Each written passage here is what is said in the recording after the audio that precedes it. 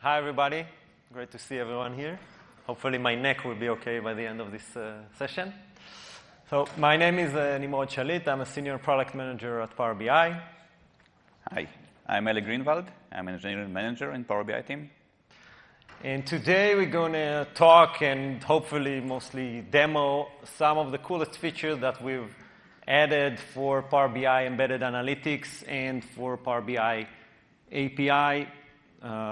Certainly these are features that can definitely both help you as developers to manage content in Power BI as well as take the experience of your users when they're engaging with analytics inside your application all the way to the next level.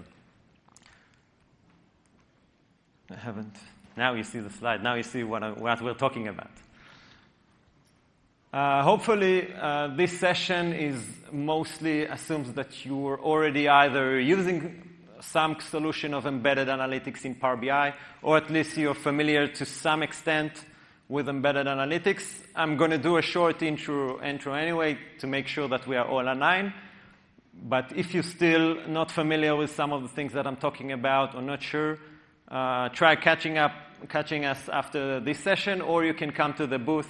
Both of us will be there today afternoon, and tomorrow we're going to be there most of the day, so you can feel free to come and talk to us. We're at the Power BI Embedded booth. Okay, let's get started. First of all, what is embedded analytics in Power BI? Embedded analytics allows you to take all of the capabilities that Power BI has to offer, the connection to multiple data sources, the world-class analytics engine, the visualization layer, Power BI AI capabilities, and instead of consuming that within Power BI portal, the powerbi.com, it can be consumed by your users anywhere, either in third-party application like Microsoft SharePoint or Microsoft Teams, or any custom application or web portal that you are building. And it can also fit into any device, PC, tablet, or mobile. We have an extensive set of APIs to support that and to really have embedded analytics as a platform for you. We have REST APIs to help you automate processes within Power BI to manage the objects that you're building in Power BI and obviously embed them. And we have JavaScript API to enrich the experience of users when engaging with analytics in your application. It can be completely customized and personalized to make it a seamless and native part of your application, up to the level that it completely white labels Power BI, so no user should know or feel that it's Power BI, not a native part of your application.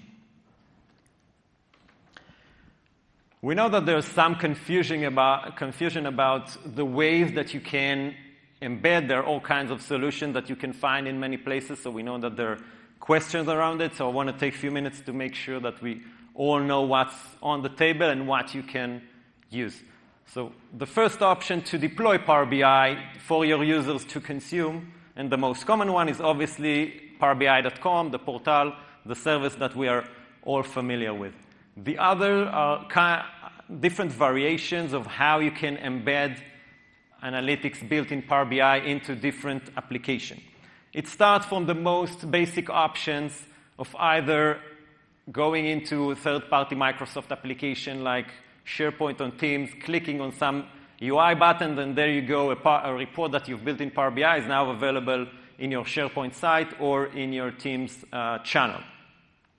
Or you can go to Power BI service and extract the embed URL or a code snippet and just plug it into your application, and that's it. Just with a few short steps, you get a Power BI inside an iframe in your application with almost no code or low code way. But that gives you mostly basic capabilities of embedding. To really leverage all of our APIs that we've built and that is available for you, you need coding, of course, and you need developers. You should choose the solution of either embed for your organization or embed for your customers. This is the full capabilities of our platform to embed it, to personalize it, and to customize it to fit into your application, as well as interact between the hosting application and the business flow into the report, and vice versa. The main difference between embedding for your organization and embedding for your customer is the way that you authenticate and manage your end users. So all of the solutions that I've talked, that you can see in the gray square, requires you to manage your users as Power BI users. So they need to be registered in an AAD tenant, and they need to be Power BI either free or pro licensed, and the permissions for each report and dashboard and data set is managed through Power BI. The embed for your customer solution, on the other hand, allows you full flexibility of how to manage your users. You can choose your own identity management system. It doesn't have to be AD. You don't have to manage your end users in Power BI. The only thing that you need is a single AD account to serve as your application account or a service account, also known as a master user or a service principal, that will authenticate for every session into Power BI, and then on that user, you will be the one who decides what each user can see, what permission he has, and what view of the data he is allowed to see. Embed for your customer is also known as Power BI Embedded with a capital E, which is a service in Azure. So you can also buy an Azure resource to manage that solution. The last one is Publish to Web, which is a way to take content that you build in Power BI and embed it in the open web for the public, for everyone to see. It's free, but it's without any authentication, and so be aware not to use that if you want to use it for sensitive data or for commercial data. And in Publish to Web, we're not going to touch too much in this session. Okay, let's start diving into some of our latest releases.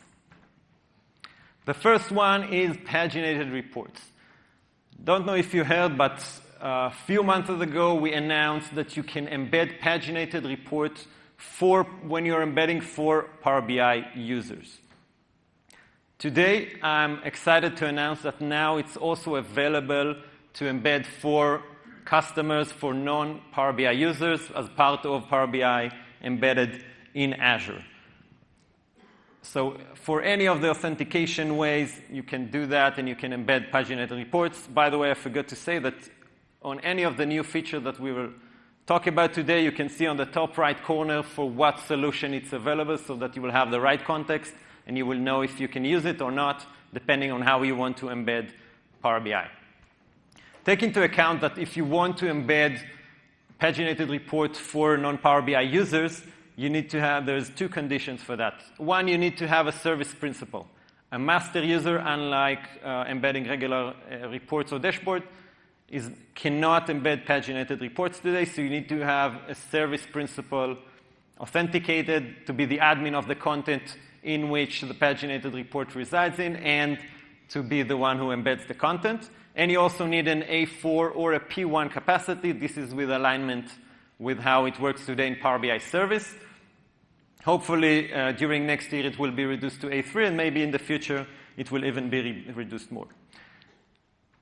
It should be rather easy to ramp up with paginated reports, because the embedding process, either if you're embedding for Power BI users or for non-Power BI users, it's very, very similar to how you do that with Power BI reports. You should barely make any changes to your code, so the ramp up should be pretty fast, so you can just get started with that, and you can find all the documentation online already. Other than that, it also supports row-level security, and you can add URL parameters to the embed URL, so that the paginated report will be open for different users with different parameters already assigned, and they will get a different view. Other than embedding, in order to support the full story of being able to work with paginated reports, we've also expanded our REST APIs so that you can totally automate the process of working with paginated reports. So in this example, let's say that you have different customers, each customer with a workspace.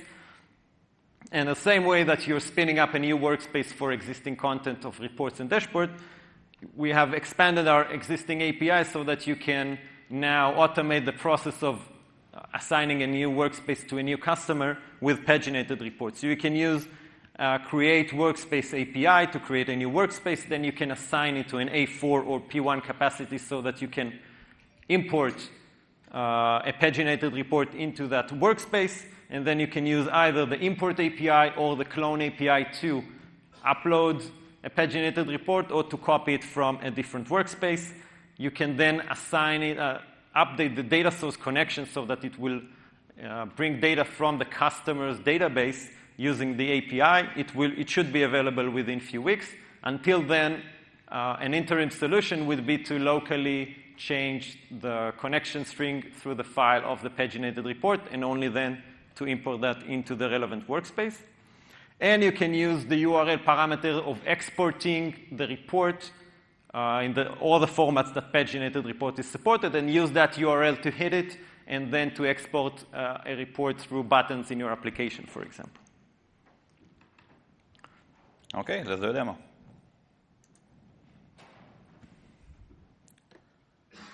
So, to help you getting started with paginated reports, we added it to our playground. Are you familiar with the playground? Nobody? Okay, you should look it up. If you're developing embedded applications, you should use our playground, because here we show all the new features that we release. You can try them, it's free, it's open, and it also has all the code behind that you need to embed stuff. So we added here sample paginated report. Let's click on try. And this is the JavaScript code that will be run when I click on the run button. And here it goes. Okay, so as you see, this is a custom web app. It's not PowerBI.com, and we successfully embedded paginated report inside of it.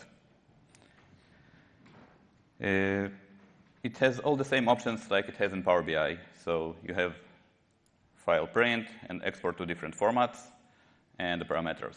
You can also customize if you want your user to see the menu or the parameters or not. We also have URL params, as Nimrod said. So let's give it a try. Let's say that you want to pre-configure the report to show business warehouse and seller key to 51. You can do it by appending URL params to the end of the embed URL. I'm just painting.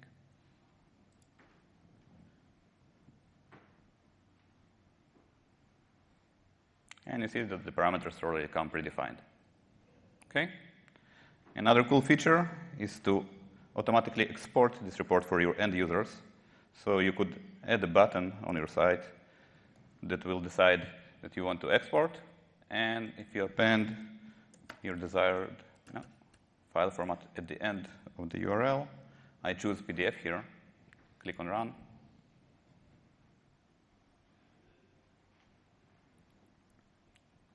The export is done in the background, and in a couple of seconds, your users will get the report. Again, if you're not familiar with the playground, just look it up, Power BI Embedded Playground. It also has a shortcut. It's called aka.ms/pbijs. And we have tons of cool stuff here, samples and showcases, and all the code behind the scenes is also available for you. Nimrod. Thank you, Eli.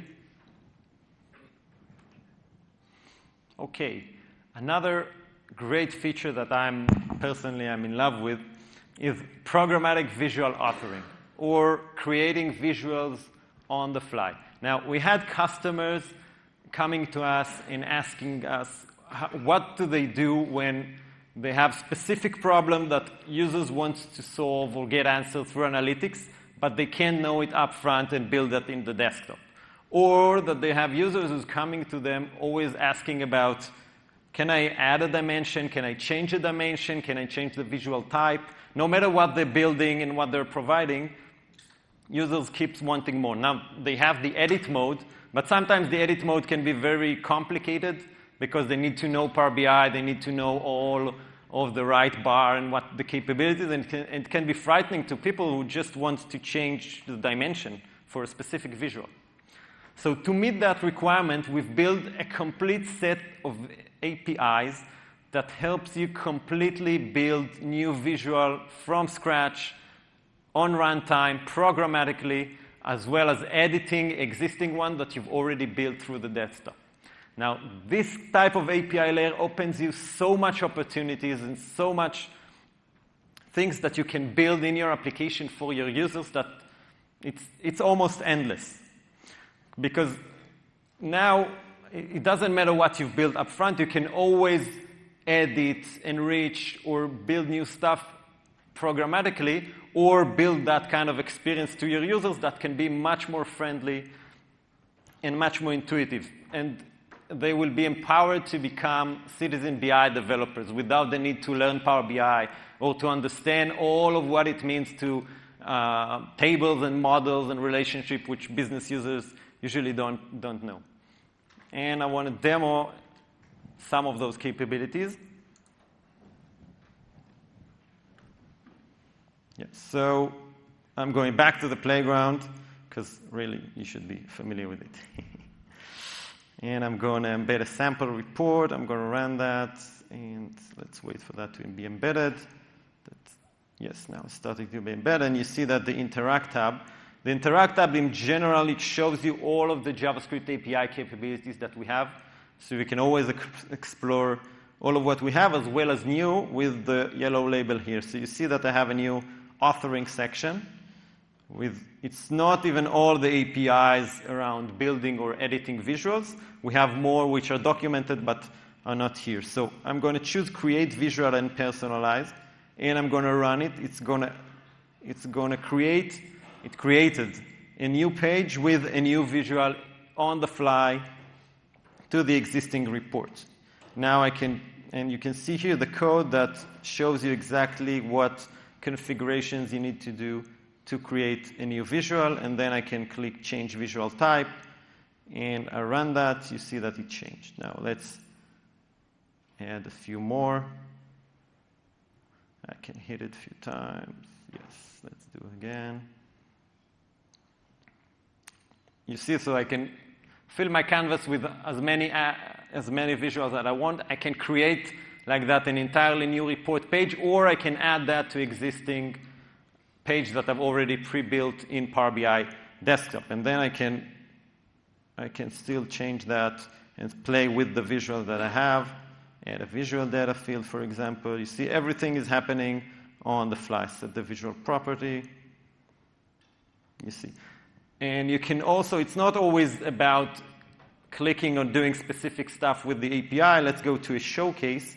A showcase, in the showcases, we're building some experiences that are leveraging our APIs into a story that you can implement into your application. So it combines a native application code with the usage of our API to build a story that can be interesting to your users.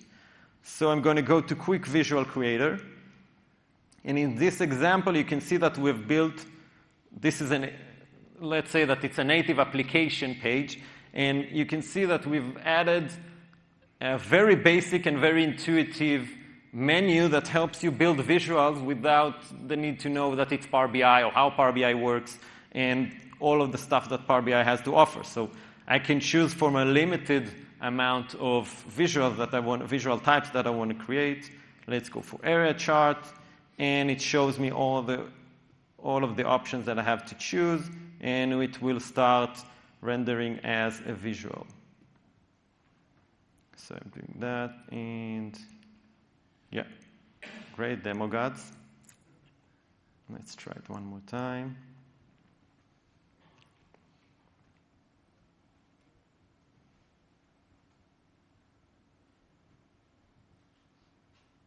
Let's try something else. Maybe that would be the problem. Okay. Okay, great. So you can see, and then I can change to different values and get different view, and I can also play and change the title right, and all kinds of stuff. So you have complete power to decide how you want to build that, and then take that visual, add it, so that there will be a personalized report for that user, or you can just use it for an ad hoc query that you needed, and let's say print it to a PDF to send someone, or to add it to his presentation that he has tomorrow, and then he can just forget about it and use it again if he needs for other questions that he has. Great.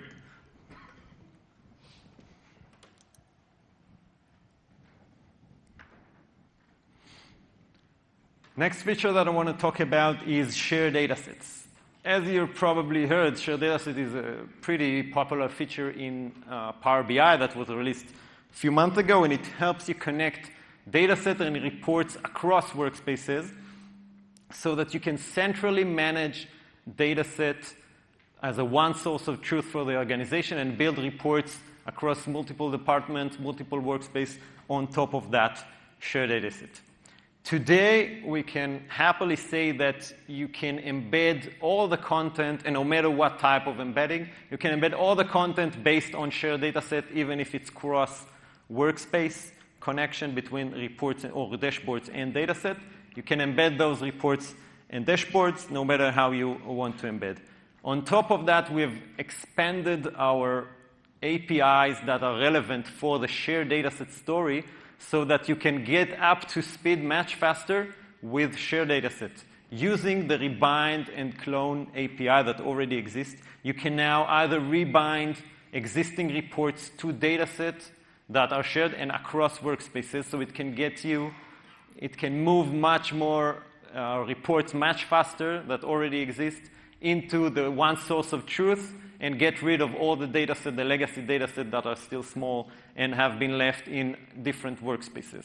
Or you can just use a clone report, which is similar to the copy report experience that you have in Power BI today, which clone reports across workspaces, but still keeps the original connection between the dataset in a different workspace to the new clone report. But the ability to connect reports and datasets across workspaces also open up new opportunities that might be more relevant for the embedded story. So we haven't stopped by supporting the shared dataset. And we've built a feature that is now available, which we call dynamic binding, which we think is an awesome feature.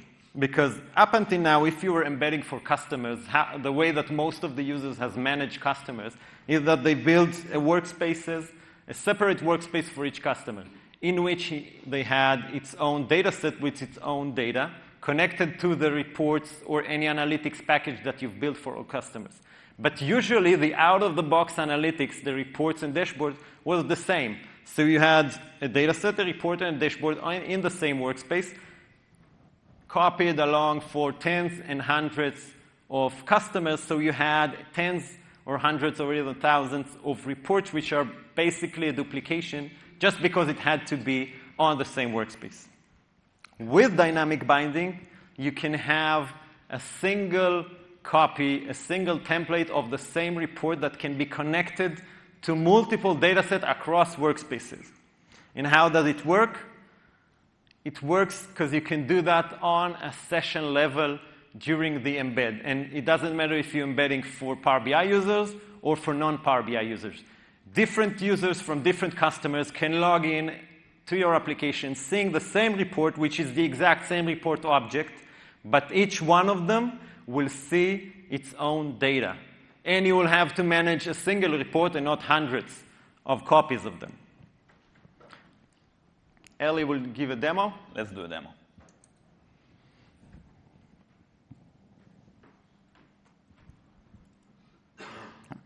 Wrong screen.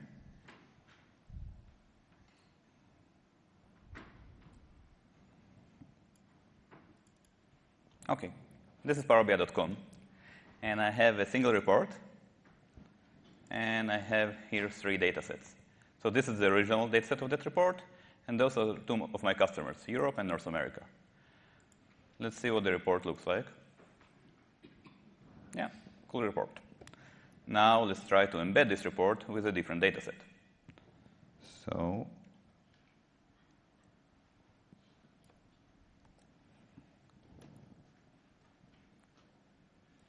here I have my very nice web app. And I'll just paste the dataset ID into this field and click on Embed.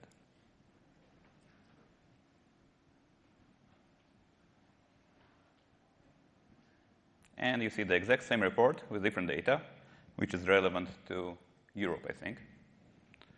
Let's take it one step further. I'm going to paste another dataset ID.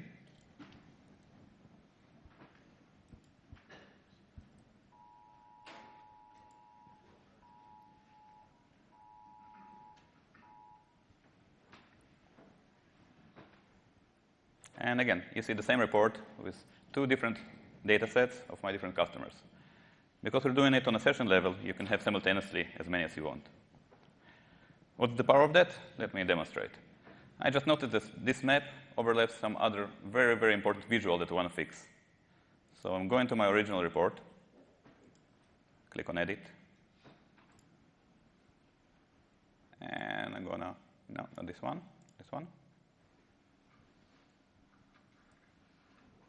And I'm going to move the map a little bit and just save the report. Once I did it, I click Embed again.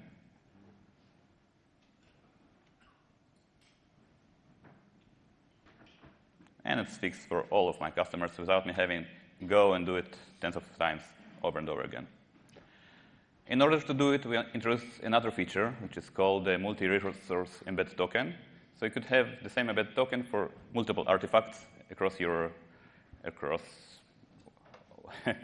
all the artifacts that you have.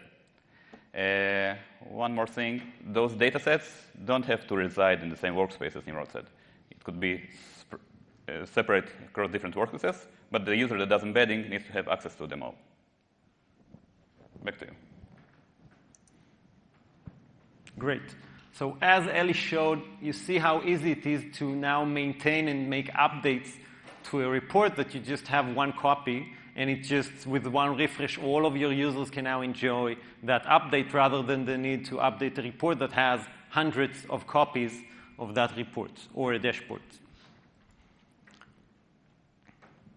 Now, since it might be a bit hard to grasp dynamic binding, I want to invest another 2 minutes about understanding what's shared, when a shared data set is relevant versus dynamic binding. So a shared data set is mostly used when you're using Power BI for an internal organizational use. So the data set is centrally managed, usually by IT or by the BI department, serves as one source of truth where multiple analysts from multiple departments can just log in, extract information and data from the data set and build various reports across many workspaces. You have the automation of the REST API with clone and rebind to use that to automate and make the adoption of the shared data set much faster, but that connection is object-based, so whenever you create that connection, it stays like that for everyone.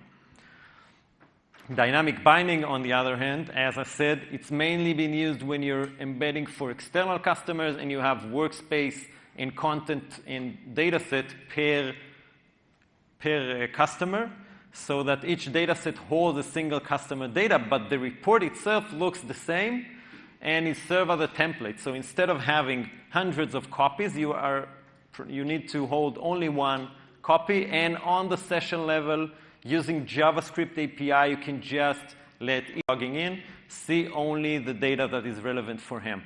It will be much more easy for analysts to maintain updates and changes to those reports because they don't need to follow up on hundreds. And it also should be much easier for developers because they can do all that binding in runtimes through code rather than holding static mappings of hundreds of artifacts, making sure that they're not doing any mistake in the database and preventing data leakage between customers. Other great new feature that has been recently released. The first one is real-time data, the auto refresh of direct query that was released in the latest October version of Power BI Desktop. It helps you define on direct query connection data sets, a refresh that will be automatically seen to the user on a frequency of up to 1 second, so it can give you almost a real-time experience with data all the way from the data source, while still enjoying all of the capabilities that Power BI and Power BI Premium has to offer. Another feature that was announced here at Ignite, and I think only next week will be in the November release of Power BI Desktop, is the decomposition tree. It's a new visual that helps you drill into KPIs that you want to understand what factors impacts the KPI results. So you can either do it yourself or let Power BI AI do the drilling for you and give you the results of what is the main factor that impact that. This is also will be automatically available for reports that are being embedded. This, along with the key influencers visual, helps you to implement AI also in your application and enjoy the capabilities that Power BI has to offer in AI area.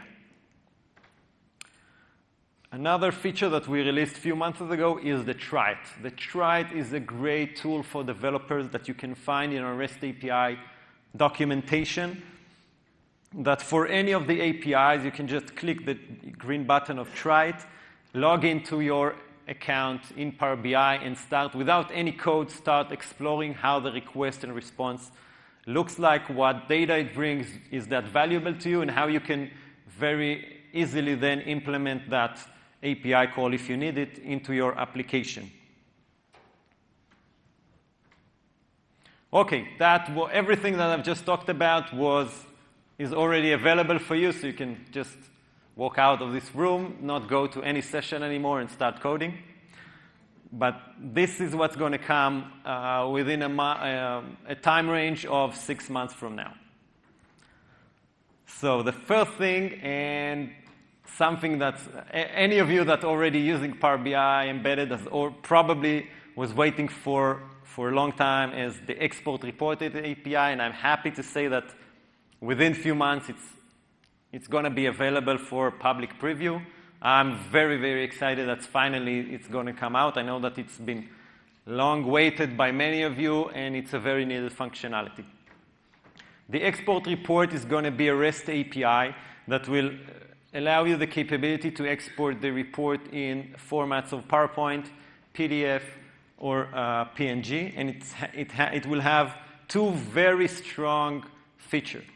The first one is that if you're using that API in an embedded application, you can also extract through JavaScript API the state of how the user looks at the report when he wants to export that, so that you can export the report in the format in PowerPoint or PDF with the exact view that the user has seen using bookmarks. So different users can then press a native button in your application and will get a hard copy of the report exactly in the way that they are looking at it.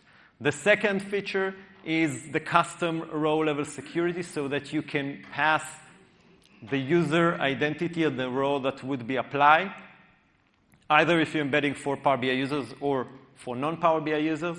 And so if you want, for example, to send a PowerPoint slide of a specific reports to 5 different people, so you can extract it 5 times, and each time it will be for different users, only with his row-level security applied, so he will see only the view of the data that he can see. This is something that, for example, today in Power BI service, using the export report, it's not yet available.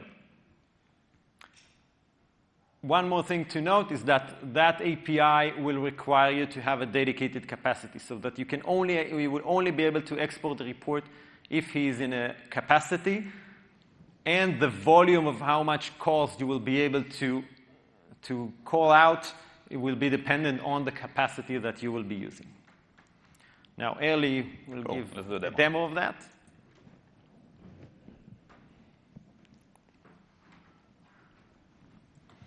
Okay, so I'm looking at my sales number. It's embedded in my application. I can do all the slicing that I want. And I think that the gliders are very interesting. And I want a hard copy of that. So I'm going to click on export. While it's exporting, I'm going to walk you what we're doing behind the scenes. So we grab bookmark of what there is now. It's the active page and the filters that are applied. We're calling a REST API in the backend. It's an async API. And then we're polling that API to know when the report is done. At the moment that the report will be ready, we're going to download it to the browser and show it to the user. Usually, exporting a report takes about 30 seconds, so I'm going to keep talking until it's done. And here it's ready. And you see it's the exact copy of what the user was seeing on the screen. Another scenario, you see you have regions here. And this report has RLS behind the scenes. So I can see all the regions, but my regional managers can see only their own regions. What I want to do is send them a mail with their specific numbers. I'm going to click on the mail and select the top 3 managers in my organization. 2, 3, and send. For the sake of the demo, I already have the answer for that. So here are the emails. Each manager got an email with his own subject. That is something that I did in my own web app. When I go inside, as you see, New England got only the New England region, and Midwest, and Northeast also. That's it.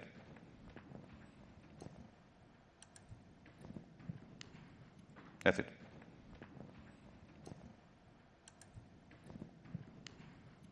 Awesome.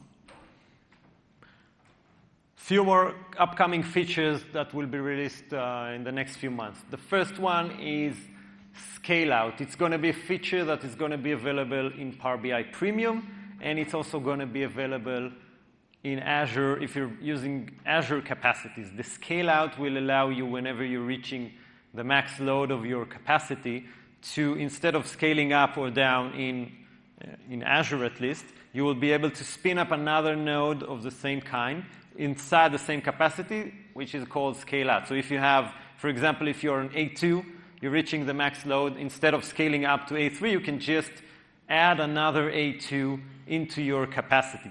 And then Power BI will do the load balancing between those two nodes so that the data set will be distributed in an optimized way so that you will to use in the best way of your capacities. Another feature is the usage metrics. That's a pain point that exists for a long time if you're using Power BI Meta in Azure, is that you don't have usage metrics. There was a lot of work on the underlying infrastructure in Power BI, and you're going to start benefit from that in a few steps. The first one will bring you the option to see the usage metrics if you're embedding content for non-Power BI users through a single report or a single dashboard. Later on, it will also be available on the admin portal inside the admin dashboard so that you will see a view of all of your content within the tenant and the usage metrics that each report or dashboard has.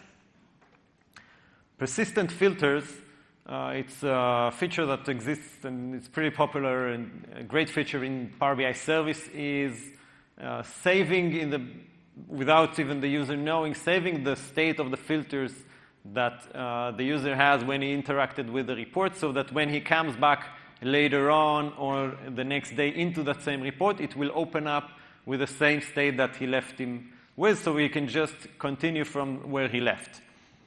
Now we will allow persistent filters to work also if you're embedding content for Power BI users outside of Power BI. So it will work on SharePoint, it will work on Teams, and even if you're using the URL embed or just embedding for Power BI users, you will be able to use persistent filters so that your users will have an enhanced experience with analytics in your application.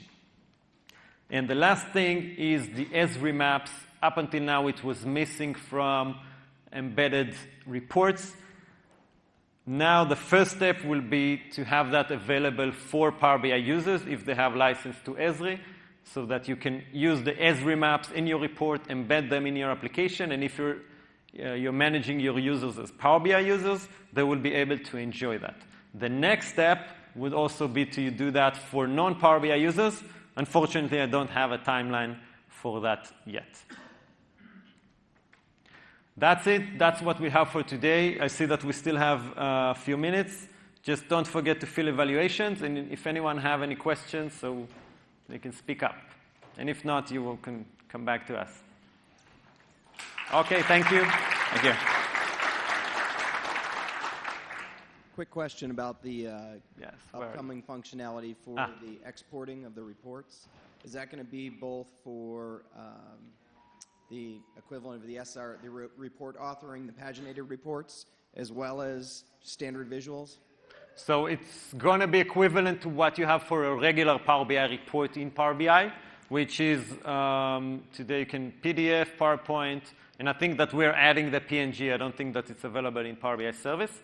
And it's going to be a REST API, so it won't be a manual option within the iframe. It's something that you will need to implement by yourself in the embedded application.